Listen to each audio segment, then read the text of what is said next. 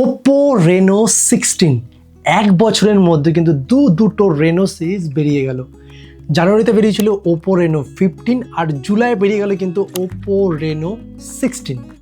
এক বছরে দুটো রেনো সিরিজ। সিরিয়াসলি সব থেকে বড় ব্যাপার ফোনটির ব্যাকটা দেখো একবার, একটা 3D টাইপ অফ কিন্তু একটা ভিউ পাচ্ছি, মানে গ্যালাক্সি একটা ভিউ রয়েছে। বেসিক্যালি কোম্পানিটার নাম দিয়েছে স্টারি হোয়াইট, আরও তিনটে কালার রয়েছে, বাট আমার কাছে কিন্তু হোয়াইট কালারটা খুবই ইন্টারেস্টিং লাগছে, খুবই প্রিমিয়াম লাগছে, একটা 3D কিন্তু ভাইব রয়েছে। সো ওরা বক্সে কী পেয়ে যাবো, প্রথমে পেয়ে যাবো টিপিউ কেস, এটা কিন্তু জেলি কভার না, এটা হার্ড কভার রয়েছে, আর অ্যান্টি ইয়েলো কভার কিন্তু রয়েছে, মানে হলুদ হবে না।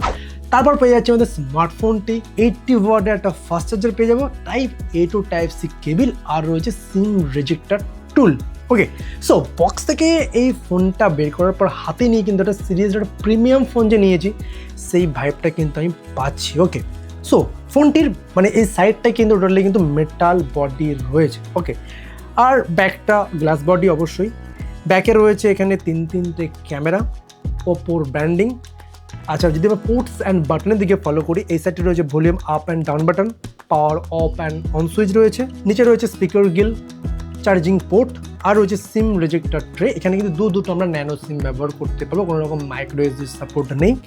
আর এই সাইডটাতে রয়েছে কিন্তু একটা এক্সট্রা শর্টকাট বাটন, মানে এটা আমরা ক্লিক করে কিন্তু আমরা যে কোনো রকমের বাটন এর মধ্যে অ্যাড করতে পারি, ক্যামেরা বাটন, ফটো বাটন, যেটা অ্যাড করবো সেটা আমরা ক্লিক করলে কিন্তু ওটা ইনস্ট্যান্ট ক্যামেরা অন করলে ক্যামেরা ওপেন হয়ে যাবে। ওকে, আর উপরে রয়েছে এয়ার ব্লাস্টার, মানে রিমোট হিসেবে ব্যবহার করতে পারবো, আর টোটালি ক্লিন। ওকে, সো ফোনটি যদি ডিসপ্লের কথা বলি, ফোনটাতে যে ডিসপ্লে ব্যবহার করা হয়েছে 6.32 inch AMOLED display with 120 hertz high refresh rate রয়েছে, ফুল HD প্লাস রেজুলেশন পাচ্ছি, 3600 নিটস পিক ব্রাইটনেস, মানে আউটডোরে যখন আমরা ফোনটা ব্যবহার করব কোনো প্রবলেম হবে না ফোনটাকে দেখতে। আর যদি ফোনটির ডিসপ্লের কোয়ালিটি বলি, সিরিয়াসলি ইমপ্রেসিভ ডিসপ্লে রয়েছে, কালার কিন্তু খুবই ভালো আসছে, আর H2H কিন্তু ডিসপ্লে রয়েছে, প্রায় 93% কিন্তু H2H ডিসপ্লে রয়েছে। আর সবচেয়ে বড় ব্যাপার কিন্তু ফ্ল্যাট ডিসপ্লে, মানে এখন কিন্তু আবার কোম্পানি আবার কার্ভ ডিসপ্লেতে কিন্তু আবার ফ্ল্যাট ডিসপ্লেতে কনভার্ট হচ্ছে। আমার কাছে ফ্ল্যাট ডিসপ্লে বেশি ভালো লাগে কার্ভের থেকে। এক্ষেত্রে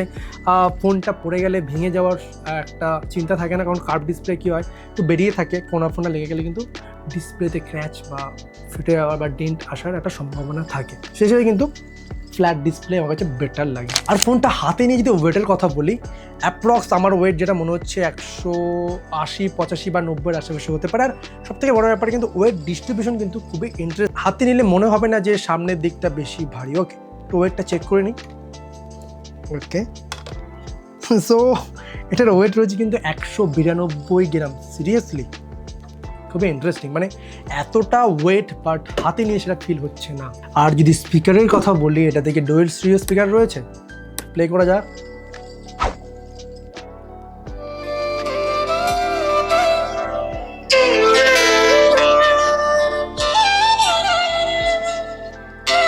যথেষ্ট কিন্তু লাউড সাউন্ড রয়েছে, আর সবথেকে বড় ব্যাপার খানিকটা কিন্তু বেসও রয়েছে। আমার কাছে মনে হয় না স্পিকার একটু যদি বেস না থাকে সাউন্ডটা শুনে ঠিক আমি ভালো লাগে না, যদি ক্যাই করে বাজে নট ইন্টারেস্টেড। বেস রয়েছে, খুবই ইন্টারেস্টিং। আর ব্যাটারি, সিরিয়াসলি এই ছোট্ট ফোনটার মধ্যে রয়েছে কিন্তু 6700 mAh একটা ম্যাসিভ ব্যাটারি, তার সাথে 80 ওয়াটের ফাস্ট চার্জার, মানে ওয়ান টাইম চার্জ দিয়ে ডেলি ইউজে গেম না খেলে আরামসে ফোনটা আমরা 2 দিন ব্যবহার করতে পারবো। ছোট্ট ফোনে 6000-7000 mAh ব্যাটারি চলে আসছে, আর আইফোনে আসতে পারছে না, এটা খুবই দুঃখের ব্যাপার। কারণ আজকের দিনে আমরা ফোন যেভাবে ইউজ করি সেখানে কিন্তু ব্যাটারি বড় হওয়াটা খুবই ইম্পর্টেন্ট, কারণ সবসময় চার্জে লাগিয়ে ফোন ব্যবহার করা যায় না। তো সেই দিক থেকে কিন্তু ব্যাটারি জাস্ট নেক্সট লেভেল। আর ফোনটির প্রসেসর স্ন্যাপড্রাগন 7 Gen 4 ন্যানোমিটারের চিপসেটটি ব্যবহার করা হয়েছে, আর এই চিপসেটটি কিন্তু ডেলি ইউজে ফোনটাতে কোনো সমস্যা আমরা পাবো না। তার সাথে আমরা এই ফোনটাতে BGMI একদম ফুল সেটিংসে কিন্তু খেলতে পারবো, সব এক্সট্রিম সেটিংসে।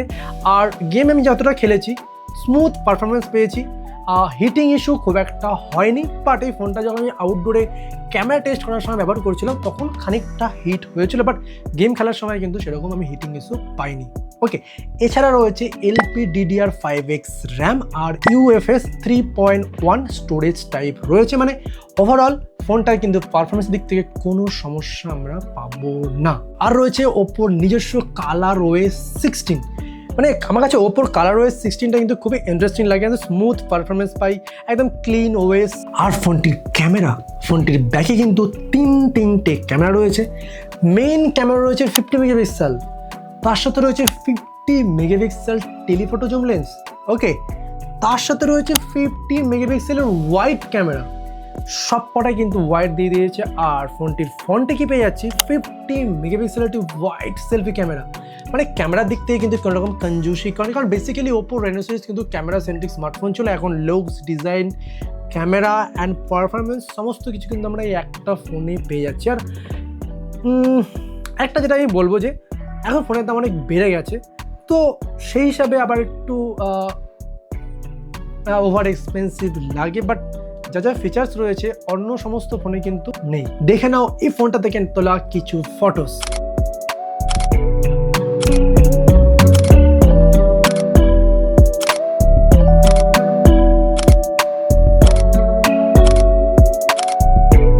আমরা কিন্তু এখন শুট করছি 1080 30 fps এ পোর্ট্রেট মোডে, আর দেখতে পাচ্ছ ইমেজ স্টেবিলাইজ কিন্তু জাস্ট নেক্সট লেভেল। এছাড়াও কিন্তু আমরা এটা থেকে 1080 60 fps এ ভিডিও শুট করতে পারছি, 4K 60 fps এ কিন্তু ফ্রন্ট ক্যামেরা থেকে আমরা ভিডিও শুট করতে পারবো। আর দেখতে পাচ্ছ পোর্ট্রেটে কিন্তু H2H ব্লারটা দেখো, হাতটা দেখো দূরে রয়েছে, ব্লার হয়ে গেছে, এমন না যে হাতে ফোকাস রয়েছে, যেটা বেসিক্যালি লেন্স ব্লারে হয়। বাট হ্যাঁ, তো পুরোপুরি লেন্স ব্লারের মতো ব্লার হচ্ছে না, বাট যথেষ্ট কিন্তু ইমপ্রুভমেন্ট হয়েছে ওপ্পো রেনো 15 থেকে 16-এ। তো সিরিয়াসলি অসম কিন্তু আমরা ভিডিও কোয়ালিটি পাচ্ছি ফ্রন্ট ক্যামেরা থেকে। তোমরা দেখতে পারলে ফোনটির ফটো অ্যান্ড ভিডিও কোয়ালিটি ফোনটির সেলফি থেকে। সো ফটো কোয়ালিটি আমার যেটা মনে হলো, গ্রিনের ছবি কিন্তু সত্যি খুবই ইন্টারেস্টিং এসছে, অ্যান্ড এছাড়া পোর্ট্রেট ছবিগুলো কিন্তু H2H ব্লার খুব ভালো এসছে, অ্যান্ড পোর্ট্রেটে যে ভিডিও শ্যুট করেছি আমি ফ্রন্ট ক্যামেরা থেকে, তারও ব্লার কিন্তু খুবই নেক্সট লেভেল এসে। তো ওভারঅল ফোনটি কিন্তু ক্যামেরার দিক থেকে খুবই নেক্সট লেভেল। এছাড়া আমি কিন্তু পুরো ডেডিকেটেড একটা ক্যামেরা ভিডিও করবো, যাতে এর ক্যামেরাটা নিয়ে সেটা নেক্সট ভিডিও আসছে। ওকে, আর এই ফোনটাতে কিন্তু এআই এর পপ আপ ফিচার্স রয়েছে, যার মাধ্যমে কিন্তু আমি 3টে ফটো ক্লিক করে কোলাজ অপশনে গিয়ে কিন্তু একটা পপ আপ টাইপ অফ কিন্তু সুন্দর একটা ইন্টারেস্টিং ফটো তৈরি করতে হবে। দেখতে পাচ্ছ ঠিক এরকম কাইন্ড অফ। তো এটা খুব একটা ইন্টারেস্টিং এআই ফিচার্স রয়েছে। এছাড়া এআই পপ আপ ভিডিও রয়েছে, আমরা কিন্তু এরকম ধরনের ভিডিও রেকর্ড করে এরকম পপ আপ টাইপ অফ কিন্তু ভিডিও এআই এর মাধ্যমে তৈরি করতে পারবো। এটা কিন্তু খুবই ইন্টারেস্টিং, সিরিয়াসলি খুবই ইন্টারেস্টিং। সো ওভারঅল ফোনটির ক্যামেরা দিক থেকে খুব ভালো লাগলো, ডিসপ্লে বেটার, স্পিকার ভালো, তার সাথে IP68, IP69, IP69K water resistant রয়েছে, মানে আন্ডার ওয়াটার ফটোগ্রাফি করতে হবে, জলে পড়ে গেলে কোনো প্রবলেম হবে না। বাট তার মানে এই না যে জলে পড়ে যদি কোনোভাবে ড্যামেজ হয় কোম্পানি তোমাকে ওয়ারেন্টি ক্লেম করবে, সেটা কিন্তু করবে না। বাট হ্যাঁ, জলে পড়ে গেলে ইনস্ট্যান্ট তুলে নিলে, বৃষ্টিতে ভিজলেও কোনো সমস্যা হবে না। তো ওভারঅল ফোনটা ব্যবহার করে আমার যেটা মনে হয়েছে, হ্যাঁ ফোনটা বাজেটের দিক থেকে একটা ভালো premium phone, camera better, display better, sound quality better, and এআইয়ের ভালো ভালো ফিচার্স রয়েছে। বাট একটা যেটা মনে হয়েছে, আউটডোরে যখন এই ফোনটা ব্যবহার করেছি খানিকটা হিটিং ইস্যু হয়েছে। আর সবথেকে বড় ব্যাপার প্রাইস, এখন আমি যখন ভিডিওটা শ্যুট করছি প্রাইস আমি জানি না, বাট আমার যেটা মনে হচ্ছে ফোনটার দাম কিছু না হলেও 60,000-এর উপরে হবে। সেসব দিক থেকে আবার কিন্তু ফোনের দামটা একটু বেশি, ফোনটার দাম অ্যাপ্রক্স 45-50-এর মধ্যে যদি পাওয়া যায় তাহলে একটা ঠিকঠাক ফোন হতে পারে বাজেটের দিক থেকে। কারণ এত ফোনের দাম বেড়ে গেছে, সেখান থেকে 50-60 হাজার বা 60,000 উপরে ফোন আমার কাছে খুব একটা জাস্টিফাই লাগে না। বাট হ্যাঁ, ফোনটা কিন্তু সত্যি খুবই ইন্টারেস্টিং।